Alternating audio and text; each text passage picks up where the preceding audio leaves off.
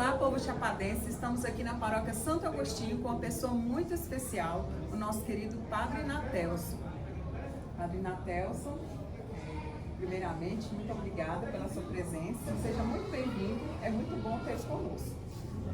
E é uma alegria minha, a você chapadense, a você que faz parte da paróquia Santo Agostinho, a você que compõe esse povo de Deus que aqui reside. A alegria é minha em primeiro lugar, ter a oportunidade de estar aqui com vocês hoje, ter a oportunidade de celebrar com vocês, né? Não é a primeira vez que eu venho aqui, todas as outras vezes, sempre fui muito bem acolhido por todas as pessoas aqui, né? Então a gente gosta muito de vir aqui.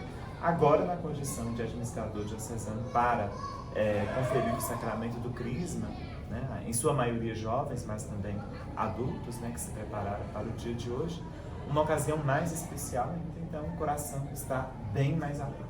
Então, Padre Natelson, a Diocese de Januária ficou um período de um ano, né, sem o nosso bispo. Sim, estamos nos aproximando de um ano de vacância, que é o período em que a nossa igreja particular de Januária, a nossa diocese, está sem o seu bispo, né? Então, é um período atípico, né? Porque isso não acontece sempre. A última vez que isso aconteceu foi no ano de 2009, né? 2010, quando Dom Anselmo se afastou em virtude da idade. E nós muitas vezes nem lembramos, né, desse tempo mais.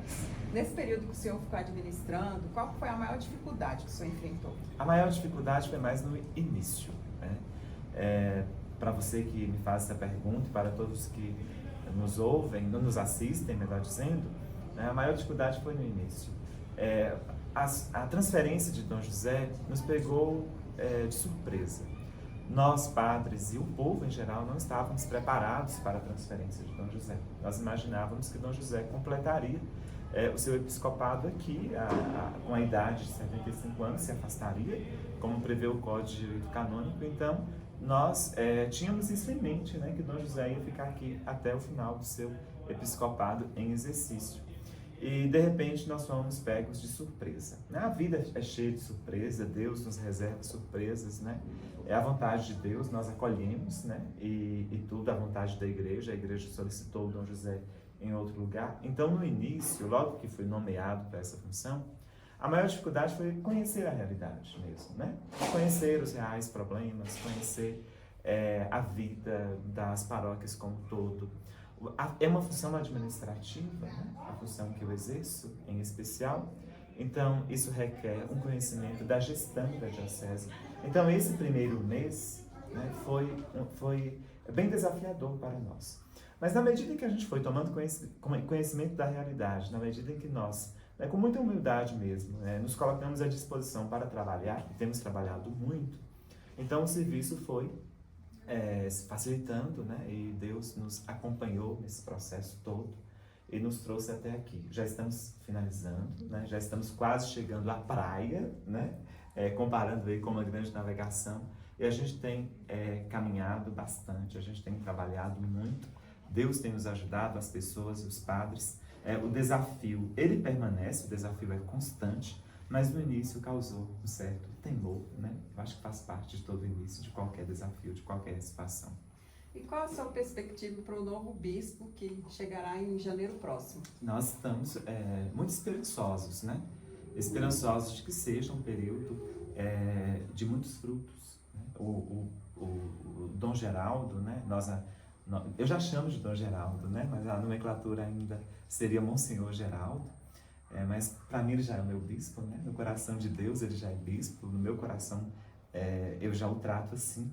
Então nós estamos muito esperançosos. É um padre muito experiente que está sendo nomeado como bispo da nossa diocese. Pelo seu histórico, pela sua biografia, é uma pessoa com muita humildade, com muito amor, com muito zelo pelas coisas de Deus, é uma pessoa de espírito pastoral, de espírito missionário. Então a gente está com grandes expectativas, sim, né? Eu fiquei feliz com a nomeação dele, não conhecia, né? Passei a conhecer no dia, ali nos últimos dias antes das pessoas serem informadas. Já conversei com ele por telefone, né? E tenho gostado muito da novidade que Deus nos preparou. Eu acredito que foi um período e durou exatamente 9 meses, né?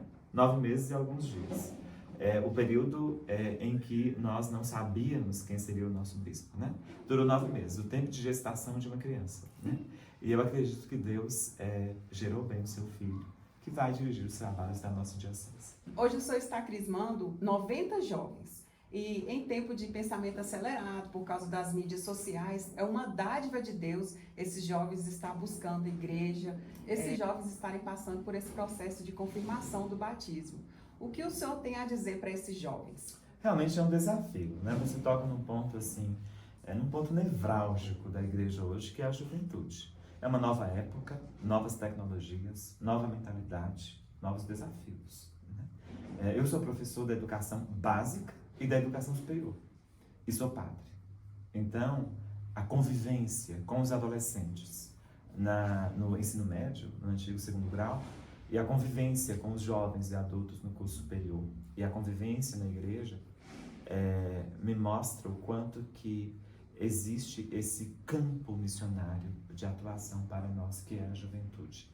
Eu acredito que não é só um desafio para a Igreja Católica, mas é um desafio para todas as instituições, né, que existem em nossa sociedade, não só para a Igreja, para a religião de modo especial, né, porque muitas vezes a religião tem um vocabulário, né, antigo, né, considerado muitas vezes arcaico, até mesmo antiquado para muitos dos nossos jovens, né?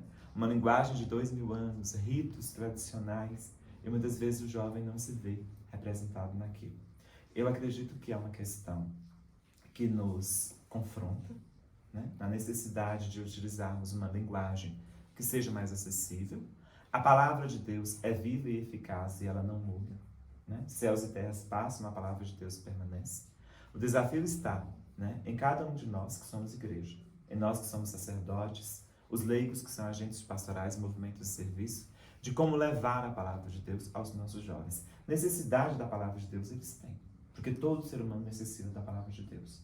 Nós precisamos encontrar cada vez mais a maneira correta de nos relacionar com eles, né? Para que eles possam compreender a dinâmica do reino de Deus e a vida na igreja. Precisamos adequar muitas vezes a nossa linguagem, sem abrir mão daquilo que é próprio do Evangelho. Porque o Evangelho apresenta, né, o remédio para a juventude. Basta a gente conhecer profundamente o Cristo Jesus, a gente sabe que hoje, mais do que nunca, o Cristo Jesus é essencial para todos eles que crismaram aqui hoje, para esses 90 que estavam aqui hoje na igreja, né, os que estão nas escolas, nas universidades e tudo mais. De qualquer maneira, nós encaramos com um otimismo muito grande o fato de estarem hoje aqui crismando. Significa que existe sim, né, um interesse, ainda que exista toda uma preparação da família e da igreja para que eles estivessem presentes aqui hoje. Nós sabemos que, no fundo, há sim o interesse, né? E nós é que precisamos, né, de redefinir muitas formas de trabalho para que a mensagem do Evangelho chegue integralmente a cada um dos corações deles. Então, é um período de extrema reflexão, de grandes desafios, de mudança de mentalidade, de estratégia de trabalho, mas sem dúvidas, né? Eu acredito que hoje, mais do que nunca, a juventude nunca foi tão necessitada de Deus como agora. Padre, quais são suas considerações para o povo chapadense? Olha, todos nós sabemos da história desse município, né? Da história singular desse município até, que se constitui enquanto povo, se constitui enquanto município, num curto período de tempo, né? É um diferencial em relação a muitas outras regiões aqui do norte de Minas. Então, há um desenvolvimento acelerado. Então, isso significa que existe um potencial muito grande em todas as pessoas que aqui vivem. Isso é graça de Deus, né? Ao mesmo tempo em que há essa força das pessoas que moram aqui, que desenvolvem esse lugar, que trazem progresso para essa região, existe também uma missão, né? Existe uma responsabilidade. O que Deus quer do nosso lugar, aqui em Chapada Gaúcha, né? Já que o Senhor nos dotou de tantos méritos, né? O Senhor nos dotou de tantas qualidades, o Senhor nos dotou num curto espaço de tempo, né, de progresso, o Senhor nos dotou de uma perspectiva de vanguarda mesmo em relação a outros municípios, de dianteira até. Então, isso não é por acaso. A gente entende que tudo é providência de Deus, né? Então a gente deixa o recado para o povo chapadense do seu protagonismo, já que todo chapadense é protagonista e é protagonista aqui em nossa região, em toda a nossa diocese, em toda a vizinhança, há que existir também um protagonismo com relação ao humanismo, né? Humanismo verdadeiramente cristão, ao tratamento para com as pessoas, as perspectivas de solidariedade, de caridade, de união, já que é uma somatória, né, de muitas forças, de todas as pessoas que aqui moram. Então esse é um diferencial. Então esse é um carisma que Deus dá, que ele não pode ser esquecido, né? Já que é graças à colaboração, né? É graças a esse corporativismo dos seus moradores que o progresso veio para esse lugar. Então, aí está na origem o caminho para que se continue sendo referência. E a gente reza muito para que o Senhor Deus, em sua providência, continue iluminando e continue trazendo, né, através de vocês, chapadenses, muitas considerações importantes para nós, ou reflexões e contribuições. Muito obrigada, Padre Nateus. Foi uma honra tê-lo conosco. Muito obrigada pelas suas sábias palavras. Amém.